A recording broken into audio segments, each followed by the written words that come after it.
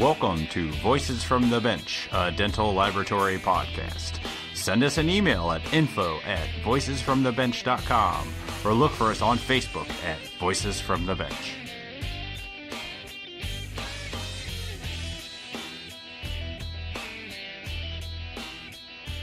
Greetings and welcome to Voices from the Bench, and my name is Elvis Dahl. My name is Barbara Wojin, and this is episode 40.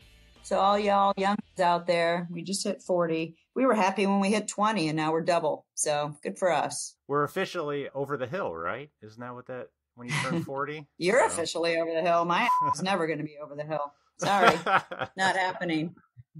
You missed last week's episode because you were celebrating the holidays, and Night Dental had a holiday party that you were recuperating from. Oh, my.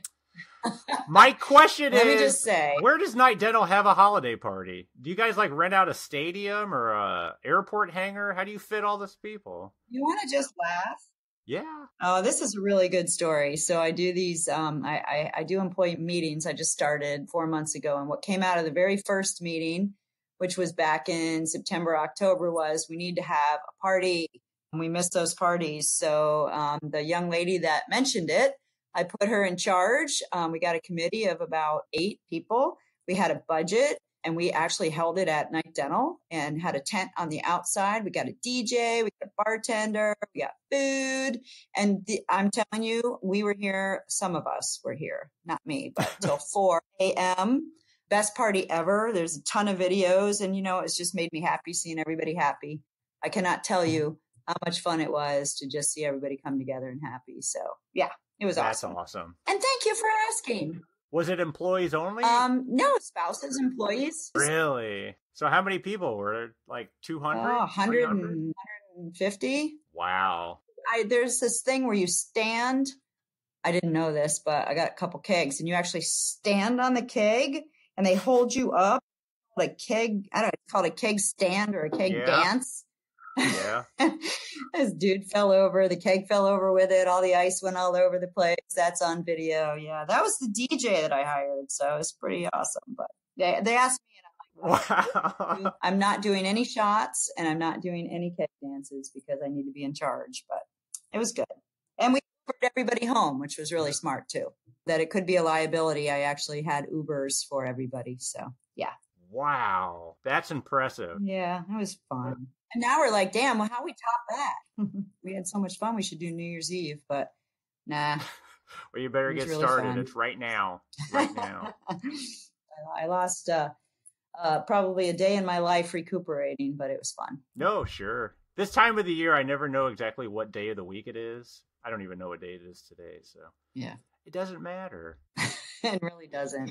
We kept our holiday party a little small this year. We just go to a local steak place, employees only, no spouses. That way we make sure we can all have fun.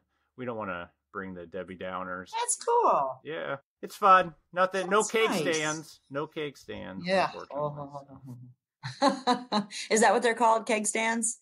Okay. Yeah. Yeah, you didn't go to college, right? No, and man, I tell you. Yeah, you missed out. That's what you do in college. Well, there you go. Night Dental Christmas party. Oh, Jesus. Yeah, well, nice. We did.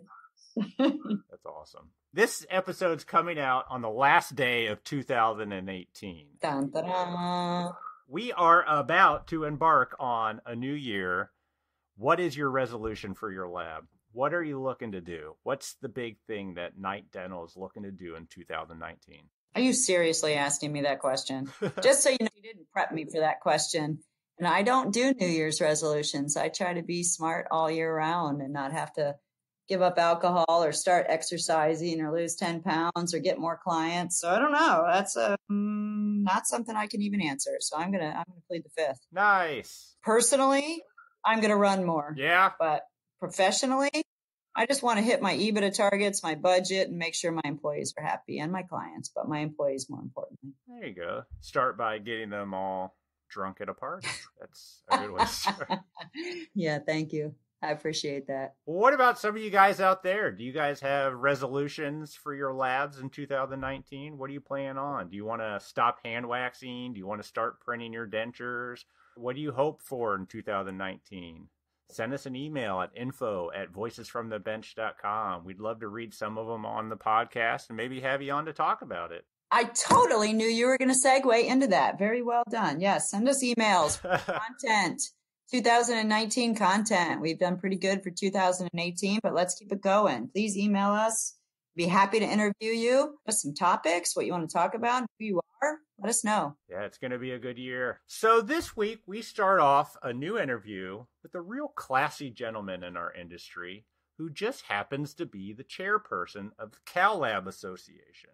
I have personally been going to Cal Lab for years, and it's one of my favorite events of the year. Jim Gorgol not only runs a successful lab himself, but volunteers his time to help with this outstanding organization. I love Jim Gorgol. He and my dad were friends for 20 plus years, and he's the gentleman that recommended me Cal Lab board 3 years ago. So, I have a ton of respect for him. He's brilliant. He's been amazing. He's been putting on amazing meetings. I believe he's passing the torch to Jeff Stronk this year, but he's just been awesome. So welcome, Jim. Jim tells us how he got into the industry, a little about his lab, and then we start talking about Cal Lab. So pull up a chair for Chairperson Jim Gorgol. Voices from the Bench. The interview. I'd like to welcome Jim Gorgol, CDT, from Distinctive Dental Studio in Naperville, Illinois. Now, that's right out of Chicago, isn't it? Yes, we are 35 miles west of Chicago. Excellent. Well, thanks for joining us today, sir. We want to talk to you about an association that you're a president of, which is called Cal Lab. That is correct. The chairman would be the correct term. Chairman. But I am, and I'm proud to be so. Excellent. So this podcast, we always like to start off hearing about how people got into this industry, because it's really interesting to Barb and I how everyone is sort of similar, but has a nice little twist to it. So tell us, how did you end up being a CDT, owning Distinctive Dental Studios? How did you end up being a dental technician? Well, that could take an hour in itself, Elvis, because I thought I was going to be a pharmacist. I was accepted to University of St. Louis Pharmacy School. Came home to work during the summer, and I worked in my father owned a small roofing company. So we're doing that during the summer. My brother, unfortunately, got hurt. So I thought, well, I'll take a few months off and help the family business out. And not being very smart, talented, or graceful, I managed to fall off a ladder sometime within the next year. Went ahead and had my knee operated on. Went back to roofing. Again, not very smart. Had my knee operated on again. Oh, geez. Went back to roofing. Have I mentioned I'm not very smart? Yeah. And at the third operation, the doctor looked at me and he goes, "You're not very smart, are you, son?" So I had a cousin that had a little bitty lab in his basement. I thought, well, it's kind of cool. It's kind of a watchmakery thing. Maybe I can do this with my hands.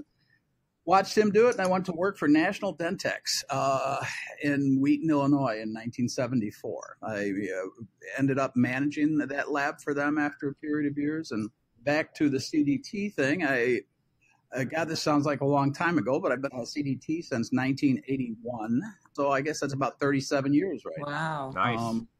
I'm hoping to make 40 before they stuff me and put me out to pasture, maybe even 45.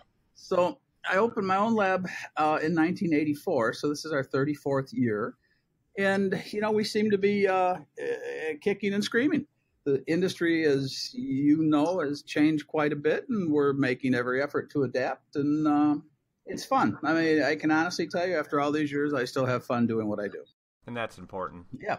So basically it was a family member. So it was what'd you say, a cousin that had a lab? It was a cousin by marriage, and he had from the day he started to the day he retired, he had an itty bitty little lab in his basement. And as a matter of fact, my current largest client is, until he retired, that practice was his largest client. So it's been a nice, it was nice. I thought that was all there was, Barb. You Yep. worked in your basement, Yeah. all there is. And then I went to National Dentex, and they had some kind of an apprenticeship program. So back in the mid-late 70s, I was making $15, $20 an hour roofing, and they said they would offer me the grand sum of $175 as a trainee, which was less than minimum wage even then. Wow.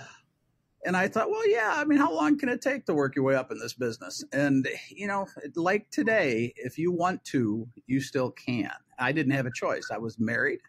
We had just bought a townhouse, and, you know, I had the drive to actually, my ex-wife scared me. But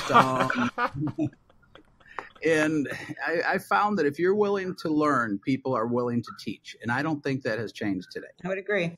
And the one thing that you said that correlate everybody else that we've had on this podcast is that, you know, usually we get into the industry from a family member or, you know, some sort of person that we know and we are close to. And then the second thing is how much you still love it. Not a day goes by that you don't love it. We hear that from every single guest about our industry, is how grateful they are to be in it and how much they love it. It's pretty awesome. I feel the same way. And as you well know, Barb, your father, Bob, was one of my mentors. I mean, at some point in time throughout my tawdry little career, I chaired the NADL Business Management Committee for 5, 6, 7 years. Mm-hmm. And Bob was nice enough to be a member of that committee, and he taught us a lot. Your dad is a wonderful human being. Thanks. I'll pass that on to him. And Barb, you're just okay. That's what I've been told anyways. Thanks. Give me another year or so. I'm going to turn that around. You know, it's funny because one of the suggested questions that you mentioned was, why did you open my laboratory? I did that very much as I got into dental technology. I opened my laboratory because I got fired. Huh. I've never had a plan. I'm just kind of like water going around rocks. And I worked for, it was Medenko then, and the nice folks that own National Dentex purchased them. Sure. And on Christmas Eve, one of the two principals came in and said, Jim, we'd really like you, and I was managing the lab. So they said, Jim, I'd really like you to sign a non-compete. And I said, well, I don't know who you are. I'd prefer not to do that. And they said, well, we'd really like you to sign non-compete. And I said, well, let's get to know one another and we can sign non-compete. And they said, well, we'll get to know one another when you're cleaning your desk out. Whoa. So on Christmas Eve, I got fired. Now, there is no animosity there at ever whatsoever. Bill Malahy has sponsored me to the Cal Lab back in the day. So they made their best business decision, and I was kind of forced into a laboratory.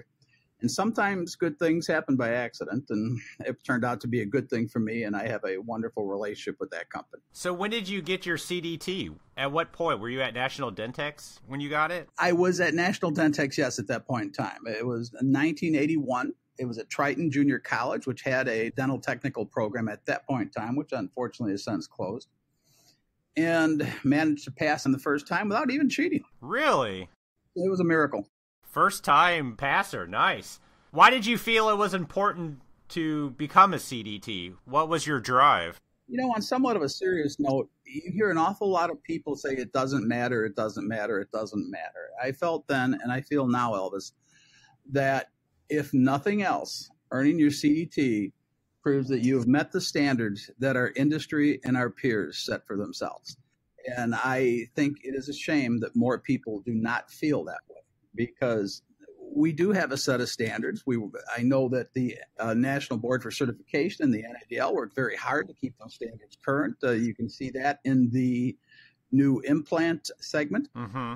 Yeah. And I almost feel, at the risk of being somewhat political, that it's a little bit lazy not to do so. I agree. I think it says a lot. I mean, I wish it was required, but the fact that it's voluntary, I think, speaks even more for those who get it. Yeah, there are a lot of people in this world, not just this industry, that says, well, what's it going to do for me? Well, at my lab, it's going to make you a few more dollars. You get a little bonus for that. We pay for that. Yeah. We pay for the course. We pay for the training. You get a bonus when you compete, and you get a little bit of a salary bump. So we do try and show that there's benefit to it. Honestly, I think that's a sad statement for people to make. What's it going to do for me? And I've always taken the attitude, and I've learned this maybe from my mentors, that it's not what the industry is going to do for me. I've been lucky enough to be successful in this industry. What can I do to give back to the industry? Oh, that's great. So you have quite the history with my boss, Larry Sawinski, right? Larry and I have been, I'd like to say we're friends. I think that we probably are, at least professional friends. And we're both getting slightly long in the tooth, Elvis. And I think that we've been friends for a long time. I think he's a good guy. Yeah.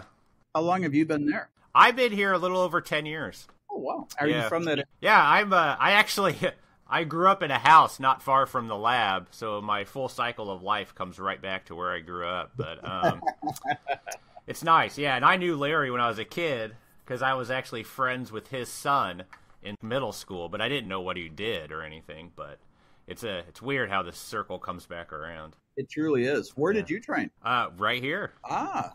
Right here, under Larry and all the techs that we have here. If you've been in the industry for 10 years and you have the position that you have in that laboratory right now, you worked real hard to get there, and you're a sharp young man. I did what I could, Don't inflate his head too much. He's got a long way to go. Just saying.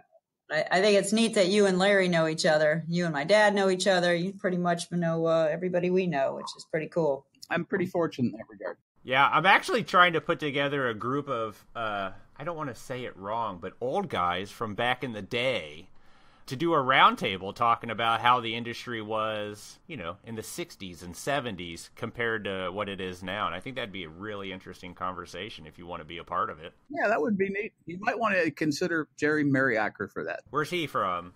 Jerry was a past Cal chairman. He was one of the directors for the National Dentex Group. Jerry knows almost everybody who's anybody. He certainly did back in that day. He's been retired for 4 or 5 years.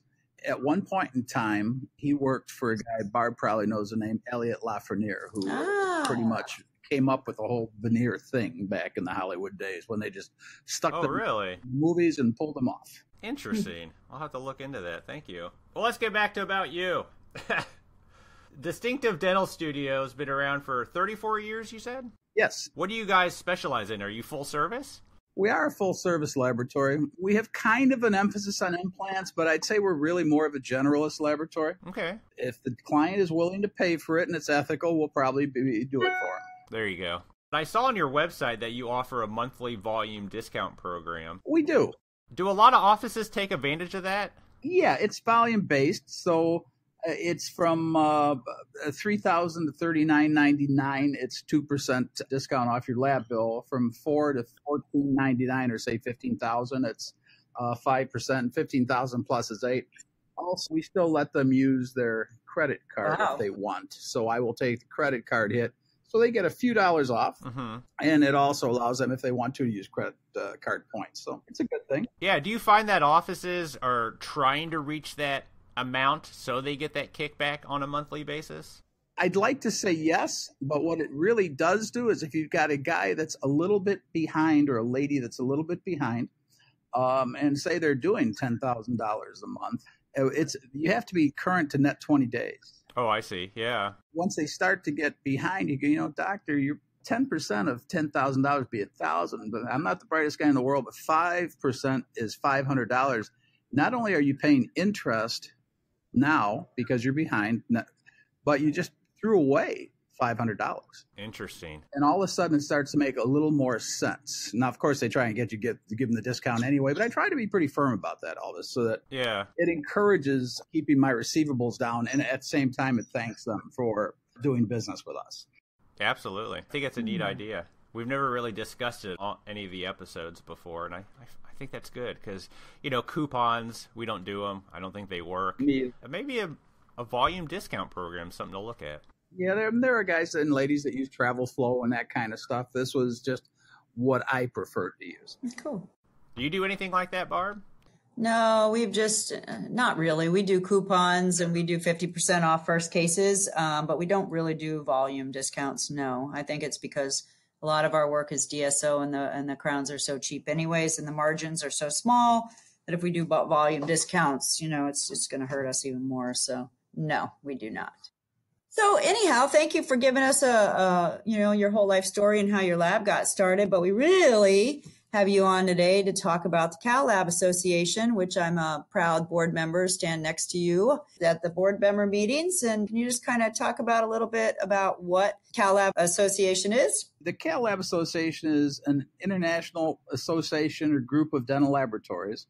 Our name, everybody thinks that it was Co-Austинol Laboratories. It was not. The original name came from the founder of this meeting, Nevin Laboratories, and originally Cal stood for Certified Acres Laboratories. Now it's simply the name that is stuck with the meeting, and it's just become Cal. I thought it started out of California. That's what I thought. Only dental technicians would hold, and dentists would hold one of the largest dental meetings in the world in Chicago in February. Yep. Yeah.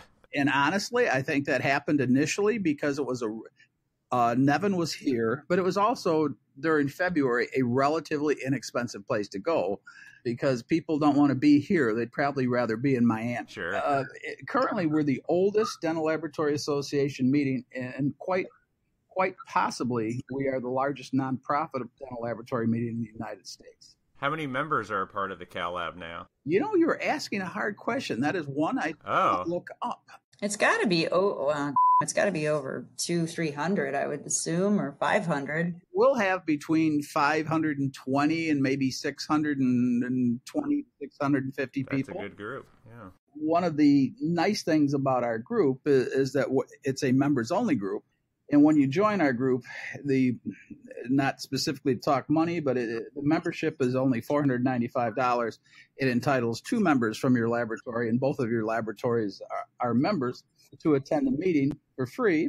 It includes lunch, a cocktail party, and yada, yada. It's a day and a half meeting. So, where else can you go for $250 in the city of Chicago or anywhere else and get this kind of education for only $250 per member?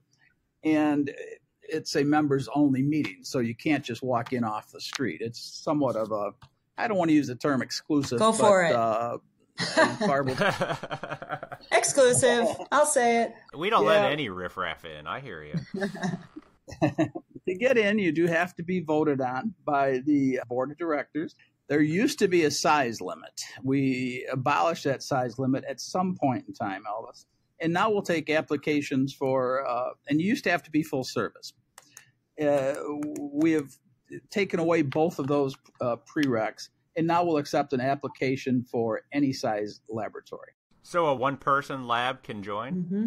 A one-person lab could join if they wanted to, yes. But they need to know somebody. Is that correct, Jim? They kind of need to have a referral, or no? Much like a country club or private club of some kind, you have to have a referral. And we're fortunate with the depth of our board. It is not hard to find a member that one of our board members has to do, that will refer you if you don't know anybody else. Unusually enough, we have said no to people. I mean, you have to be an ethical laboratory, Elvis. So you have to provide restorations directly to dentists. So that line is getting a little bit muddied. And by that, I mean, our vendors are now becoming our competitors, if you want to look at it that way, in some areas. For instance, Argon Laser Centers all of our understructures for me that I have time on anyway. And, prior to that, it's always been a very traditional vendor-laboratory relationship. They sell you something, whether that be teeth or metal, and you cast it. Now vendors are providing services. And so that line has gotten a little bit muddy, especially during our open forums, because we do have an open forum twice during the Cal Lab meeting that we ask all of the vendors to leave. Sometimes we have to physically ask somebody to leave because they're a laboratory that also provides a service. Interesting. But it's a good thing. It's one of the few places that you can get peer-to-peer, unrestricted, and we, of course, watch the bad mouthing, but peer unrestricted information and share that with your peers, if you will. It's one of our most popular segments of the Cal Lab meeting. Yeah, that's what I was going to say. We always get really high responses for the open forum, and we actually moved it to the afternoon to stimulate the brains a little more. We moved it a little later. I don't think we moved it to the afternoon, and we've been getting, even more responses about how much better it is. So, people feel the questions that we ask are relevant and the information that we provide is relevant, and also the networking and the feedback that they get from each other and the honesty about some of the materials and the vendors. It's a very, very good forum. It is not, as Mr. Mariacker used to say, it is not a brush liquor forum. We're not good, which is what he referred to as bench technician. Says it's not the meeting where somebody's going to teach you how to stain zirconia, or somebody is going to teach you how to layer one multi-unit crown out of 72 powders. But our goal primarily is to improve the business management of the laboratories. And we certainly do talk about products. For instance, we're having a zirconia panel this time. But we're a business management organization overall that also provides product marketing, research, technical information, common to dental laboratories, if you will. So how do you guys come up with your content for every meeting? Is it just the board that comes up with speakers and ideas? Yeah. It is. At the end of every meeting, we ask our attendees to review the meeting and give us a little feedback, and those things are brought to the next meeting. Certainly, we have people submit ideas throughout the year to one of the board members, not. We bring that to the meeting. And this is going to sound like the weirdest thing in the world. But what happens is we get together one day in August or late July. The board sits in a room and says, okay, we're going to do a meeting. What are we going to do? We throw out a million ideas. And our highest technical guy, Jerry Regal, gets a bunch of duct tapes a bunch of pads to the wall. And he is our highest technical guy. And we put ideas on these pads. We, over the course of, Barb, 8 to 10 hours. Oh, yeah. We will whittle these ideas down and get a format and a theme. And at that point, in potential speakers. Those potential speakers are then assigned to board members, and we hope that they all say yes. Often they do not, and we have to go back to the drawing board in one area or another. But literally, the whole Cal Lab board meeting is planned in a day. Wow. Yeah. But, what really helps is the feedback from the previous meeting, because we get all that.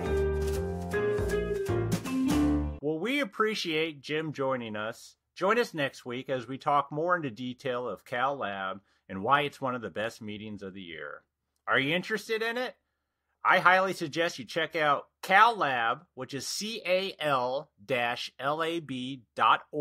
to learn more about the group and to learn more about their meeting that happens the same week as Lab Day in Chicago.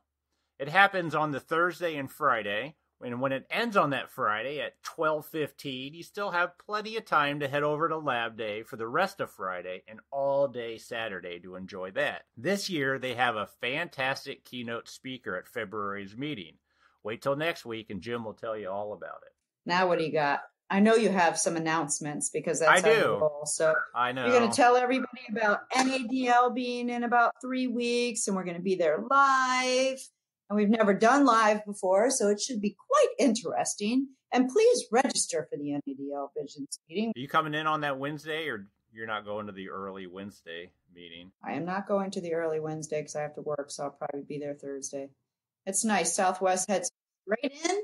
I get there at like 10 o'clock. I go for a run. I hang out, and then I start going to the meeting. So I enjoy that meeting. We should try to hook up for a run before. No, thanks. What? I've ran with you before. You about killed. You're way too tall to run with my 5'2" ass. I'm running like 8-minute miles these days. I have to go 4 strides to your 2. And I'm a pretty fast runner, but I'm not going to repeat that again. It's 5 steps to your 2, and it's way too hard. We are just about 2 weeks from Visions 21. Still have time to register and go to the first great meeting of the year. And if you're like me in Indiana where it's cold, I welcome a January trip to Las Vegas. Barb and I will be there set up with some headphone mics to record anyone willing to sit down with us and share their story about the dental laboratory industry. Head over to nadl.org and register today. And you know what happens in Vegas stays in Vegas, so I bet the better content will be after about 9 o'clock at night. When the microphones are turned off, that's when it gets good. And if Barb wins the motorcycle donated by Ivaclar Vivadent, she has agreed to give rides to anyone down the strip who's willing to go along. Yeah, okay. Links to purchase tickets and all other links found on this episode's show notes at voicesfromthebench.com. If you haven't liked us on Facebook yet, make sure you do. We always post the newest episodes, and that is where we try to put together some roundtable discussions. If you have a topic idea for the show or want to be on it yourself, reach out to us on Facebook or send us an email at info@voicesfromthebench.com. So you guys have a happy new year. Be safe. Have fun. Hopefully the crazy Christmas rush of our industry has died down a tiny bit. You guys can chill out and actually take a day off. You guys are open New Year's Eve, regular hours? Yep. Crazy. We're dogging it here at Night Dental, and we're having a really good month. Thank God. I'm grateful for the blessings of having a good month and having a little pressure taken off. So, but I definitely need a day off. Yeah, you do. And I'm going to have that on Tuesday. We took the week off. I don't have to go back to the second Wednesday of next week. And you can kiss my ass. Seriously. Can't even believe you guys can take a week off. Sorry, folks. You can bleep me on that, but really? Yeah. Took a whole week off? Yep. I have 4 weeks of vacation. I've taken 1, so I'm a little jealous of people that can take time off. I need to start improving that this year. That is my 2000 resolution. I'm going to take my 4 weeks vacation. There you go. Damn straight. Thank you. That's what I'm going to do. And while you have that vacation off, we'll record stuff and I'll ruin your vacation. How's that? Yeah, and you can quote me on that. I'm taking my 4 weeks this year. There you go. All right, folks, that's all we got. We're wrapping up 2018, and let's look for a great 2019. We will talk to you then. Have a good one. Bye. Stay safe.